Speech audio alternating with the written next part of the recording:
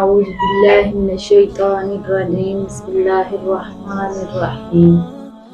السلام علیکم، آپ دیکھ رہے ہیں لرن قرآن چینل۔ آج ہم آپ کو نبی پاک صلی اللہ علیہ وسلم کا یتیم بچوں کے ساتھ ایک خوبصورت واقعہ بیان فرماتے ہیں۔ آپ صلی اللہ علیہ وسلم گھر سے مسجد کی طرف روانہ ہوئے۔ راستے میں آپ نے چند بچوں کو دیکھا جو کہ گلی میں کھیل رہے تھے۔ آپ صلی اللہ علیہ وسلم جب ان کے پاس سے گزرنے لگے تو انہوں نے آپ سے سلام لی۔ آپ نے ان کی سلام کا جواب دیا اور حال احوال پوچھا۔ پھر آپ چلنے لگے تو آپ نے دیکھا کہ ایک بچہ ہے جو سب سے الگ تھلگ بیٹھا ہوا ہے اور پریشان حال ہے۔ آپ صلی اللہ علیہ وسلم اس کے پاس گئے اور اس سے سلام لیے اور اس کا حال احوال پوچھا اور پوچھا کہ تم کیوں پریشان ہو؟ اس نے کہا کہ میں اس لیے پریشان ہوں کہ میں یتیم ہوں، سب نے نئے کپڑے پہنے ہیں۔ آج اگر میرا باپ زندہ ہوتا تو میرے لیے نئے کپڑے خرید کر لاتا، میری ماں زندہ ہوتی تو مجھے نہلاتی دہلاتی اور صاف کپڑے پہناتی۔ آپ صلی اللہ علیہ وسلم اس کو اپنے ساتھ لے کر گھر تشریف لے آئے اور حضرت عائشہ صدیقہ رضی اللہ تعالیٰ عنہا سے کہا کہ اس کو نہلاؤ اور اس کو نئے کپڑے پہناؤ، یہ آج سے ہمارا بچہ ہے۔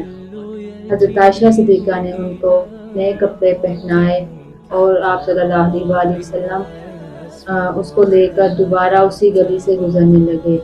جب دوسرے بچوں نے یہ حال دیکھا تو وہ رونا شروع ہو گئے، کہا کہ کاش ہم بھی آپ صلی اللہ علیہ وسلم کے ساتھ ہم بھی یتیم ہوتے تو آپ صلی اللہ علیہ وسلم کے ساتھ آپ کے مکھ نبوت پر بیٹھ کر جا رہے ہوتے۔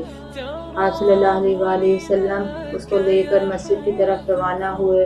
آپ نے کہا کہ تم پیدل نہیں چلو گے، تم آج میرے نبوت والے کندھوں پہ بیٹھ کے جاؤ گے۔ پھر آپ صلی اللہ علیہ وسلم مسجد میں داخل ہوئے تو آپ منبر پر بیٹھ گئے۔ وہ بچہ نیچے بیٹھنے لگا تو آپ صلی اللہ علیہ وسلم نے کہا کہ تم آج نیچے نہیں بلکہ میرے ساتھ منبر پر بیٹھو گے۔